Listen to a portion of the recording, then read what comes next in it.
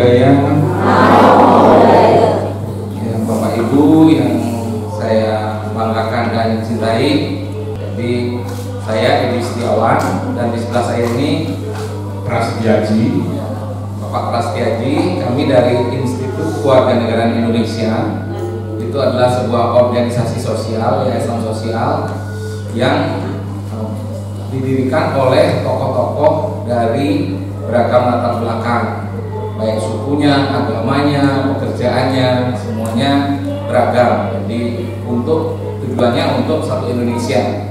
Jadi kami punya semboyan itu, kita satu, kita sama, kita setara, satu tujuan Indonesia. Jadi kita semua ini warga negara Indonesia setara di mata hukum, dijamin oleh Undang-Undang Dasar bahwa kita semua ini adalah warga yang setara.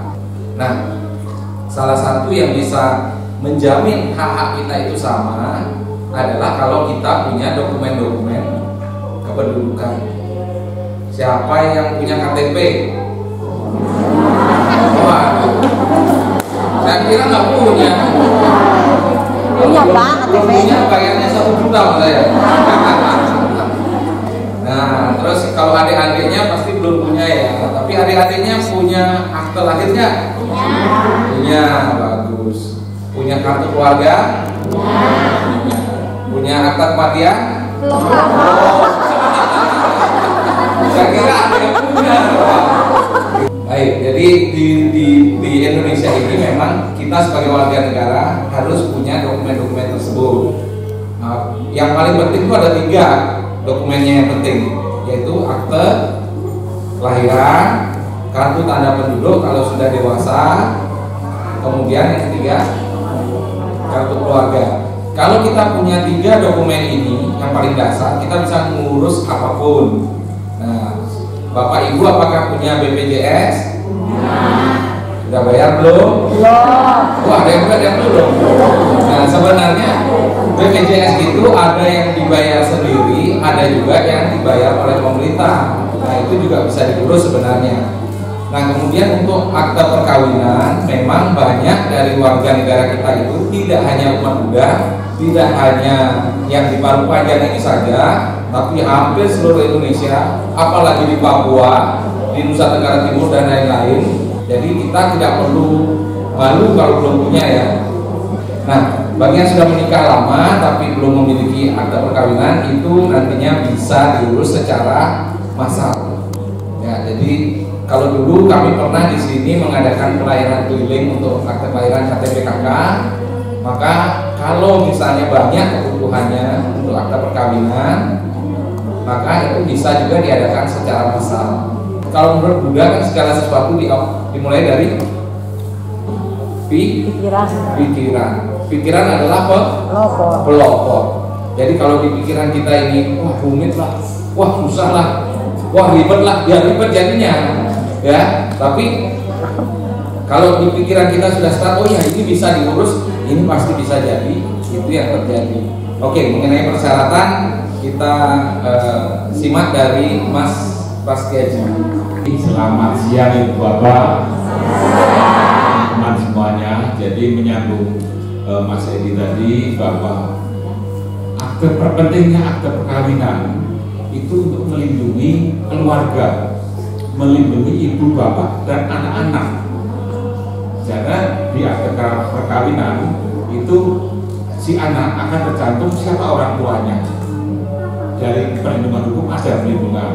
Oleh karena itu tadi Mas Edi sudah tanyakan, oke sudah punya KTP, sudah punya kakak, sudah punya akte lain. Bagi yang sudah nikah, setelah nikah pemberkatan, apakah sudah ngurus akte perkawinannya? Sudah semua atau masih ada yang belum? Kalau masih ada yang belum, persyaratannya simpel.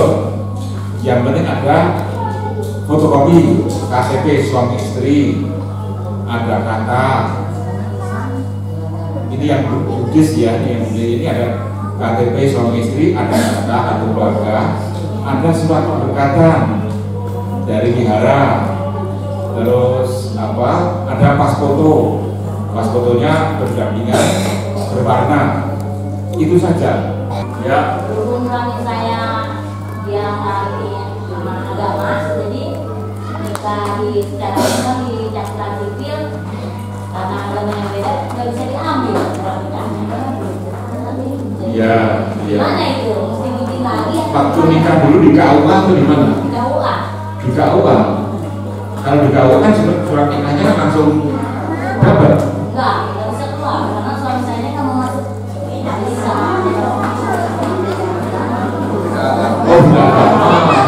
Kalau memang waktu itu beda agama sehingga tidak bisa diproses di KUA, kalau sekarang sama nggak? Apanya? Agamanya?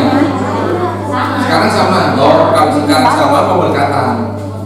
Iya, Mas. Karena dari Dinas Kependudukan Pencatatan Sipil, mereka dasar untuk menerbitkan akte perkawinan itu adalah pemberkatan dari tempat ibadahnya.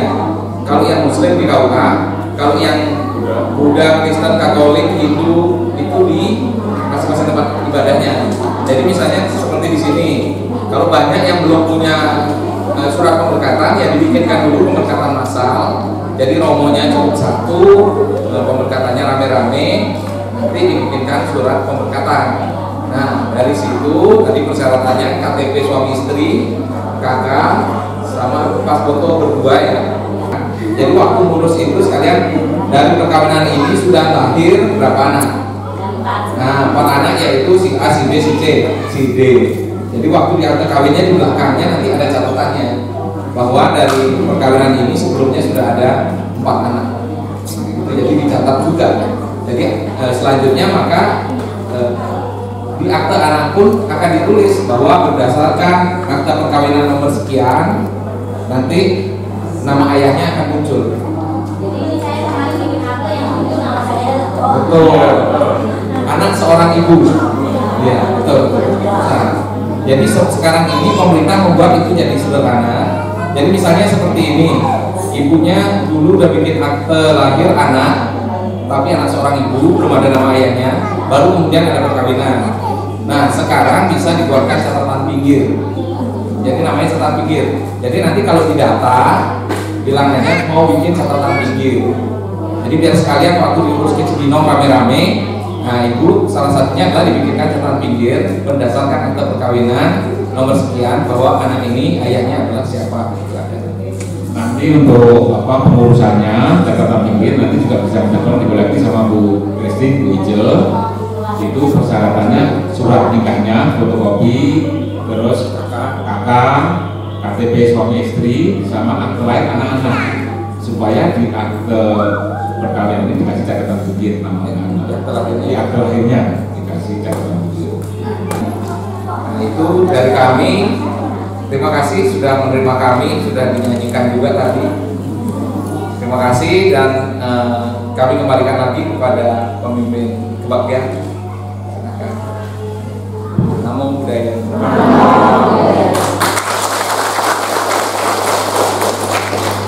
Terima kasih kepada Bapak Edi dan Bapak Adi atas keterangan